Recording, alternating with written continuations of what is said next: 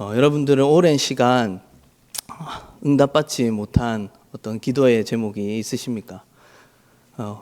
혹시나 그로 인해서 이제 마음이 낙심이 되어 더 이상 이제 기도를 하지 않거나 또한 응답을 포기한 채 그렇게 기도하고 있지는 않으신가요?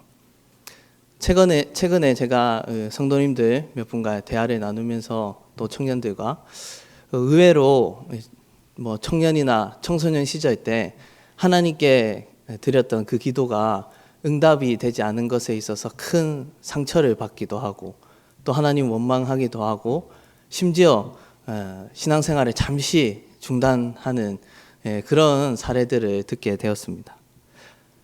그들이 이렇게 얘기했습니다. 하나님이 전능하시다는데 왜 나의 기도에는 응답하시지 않으시는가?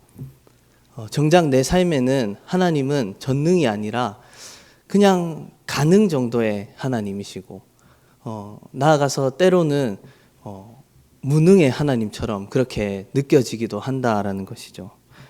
그래서 왜 이렇게 되었을까 생각해 보니 주로 우리가 기도한 것에 대해서 받은 하나님께 응답은 침묵, 무응답이거나 또 하나님이 거절하시거나 그런 이제 좌절감을 겪고 스스로 이 마음의 문을 닫게 된 것이죠. 그래서 전능하신 하나님, 능치 못하신 하나님이다. 우리들이 그렇게 찬양은 하지만 현실에서는 그냥 다 포기하고 어쩌면 순응하는 채로 그렇게 그냥 살아가는 것이 아닐까 생각해 보았습니다. 하나님은 왜 우리가 그토록 간절히 드린 기도 제목에 무응답으로 일갈하실까요? 물론 우리들이 응답받은 기도의 제목들도 수도 없이 많지만 그러나 신앙인이라면 반드시 겪게 되는 하나님이 오랜 시간 침묵하시는 그 시간을 우리가 겪게 됩니다. 때로 그 시간이 길어질수록 우리는 내가 언제 그렇게 간절히 기도했는가 하는 사실도 있게 되고 우리가 드리는 그 기도의 내용들은 다 형식적으로 이렇게 바뀌어 버리면서 그러면서 정말 하나님은 내 삶에 어떠한 큰 영향력을 주시지 않는 분 정도로 우리가 그렇게 생각을 할 수 있다라는 것이죠. 이 문제를 가지고 이렇게 이야기를 하다가 저는 이렇게 답변을 했습니다.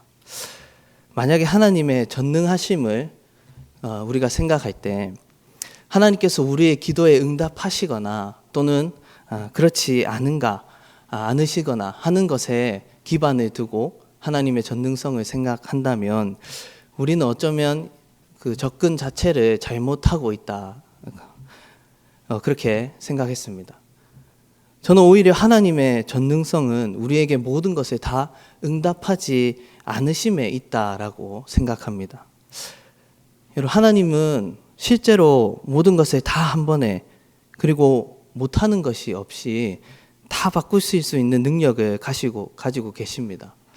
그러나 하나님은 그 자신의 능력을 통제하시고 때로는 제한하신다는 거죠. 그에게는 한치도 틀리지 않는 정확한 계산과 지혜가 있습니다. 그것을 가지고 우리의 삶을 통제하시고 다스리신다라는 거죠. 그 능력이 저는 오히려 하나님의 전능하심이다라고 말합니다. 그래서 이렇게 표현합니다. 하나님의 전능성은 모든 것을 하실 수 있지만 모든 것을 하지 않으심에서 나타난다.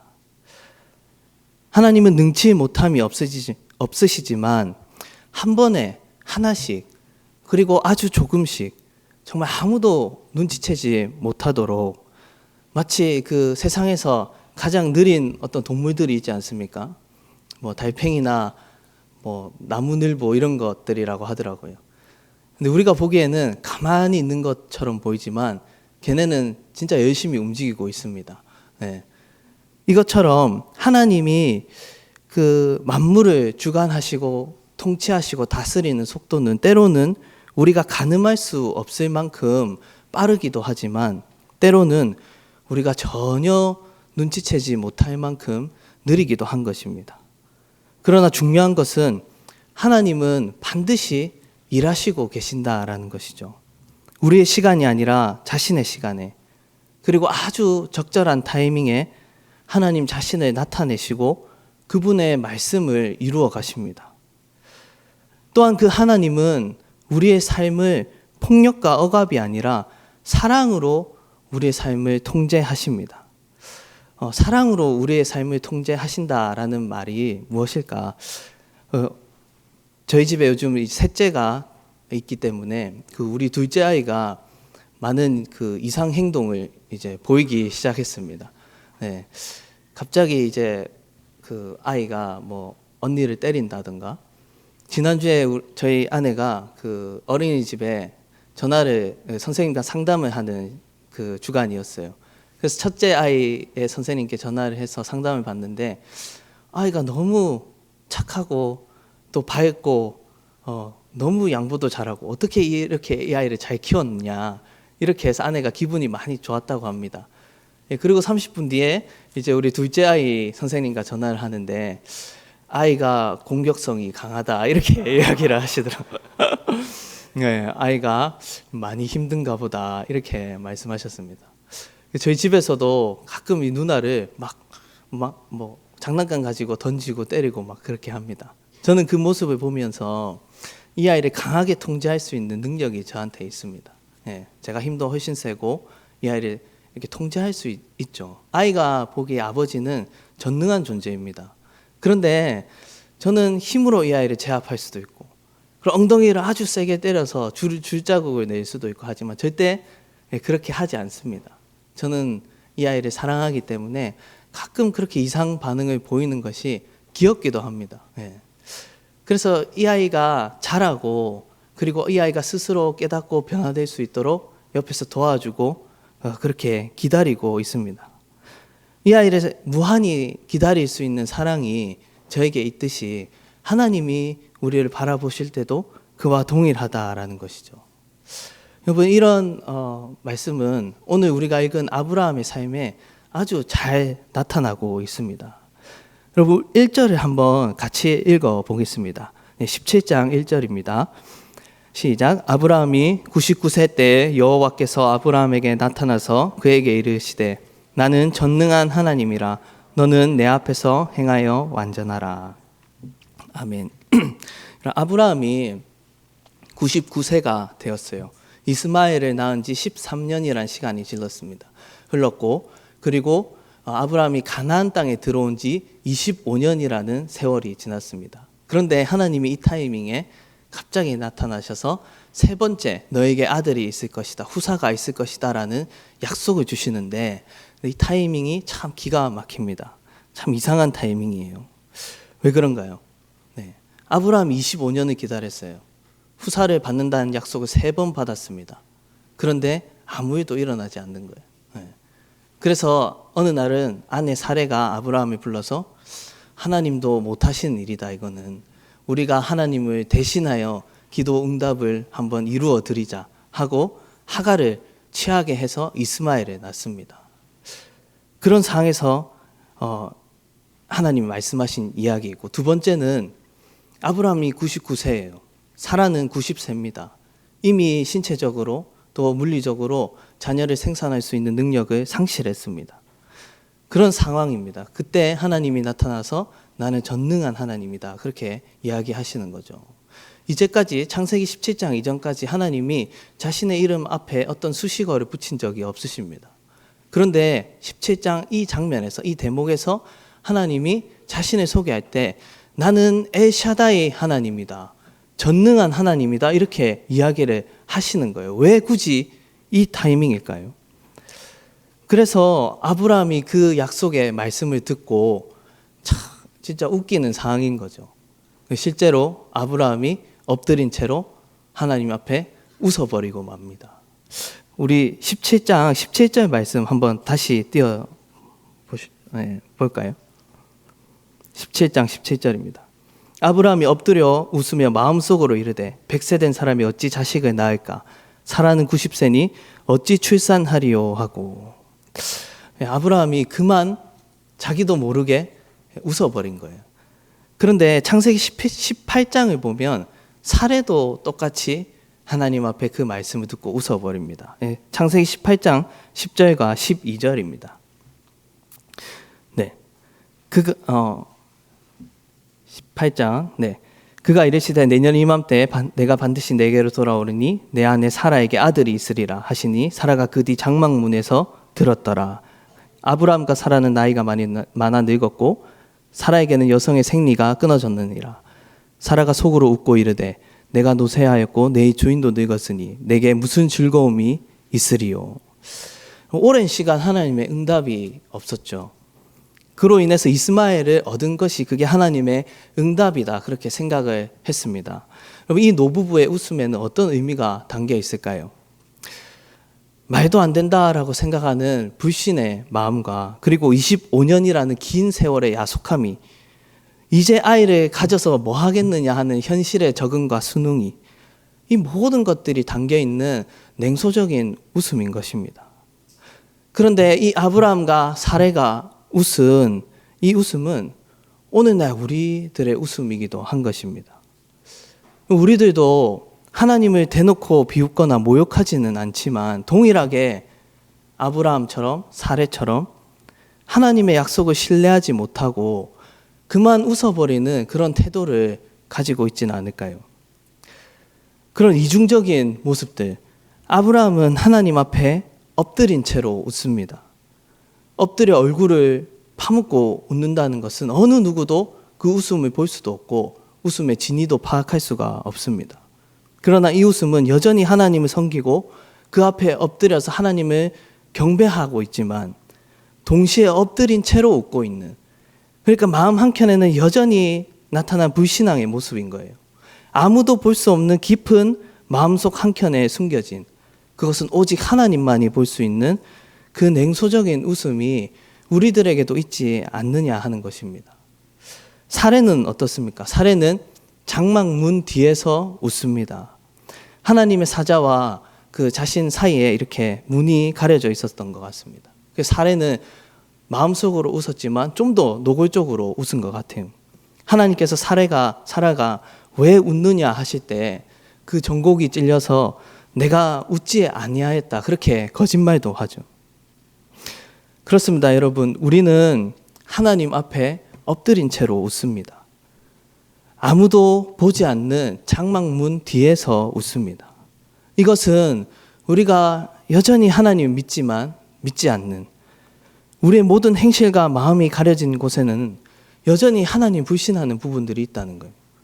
극히 가려진 우리의 불신의 모습을 여실히 나타내고 있는 것입니다. 하나님께서는 이 아들의 이름을 이삭이라고 지어줍니다. 웃음이라는 뜻이죠. 이 웃음에는 두 가지 의미가 담겨 있겠지요. 훗날 이 부모는 이 이삭을 볼 때 두 가지 의미를 기억합니다.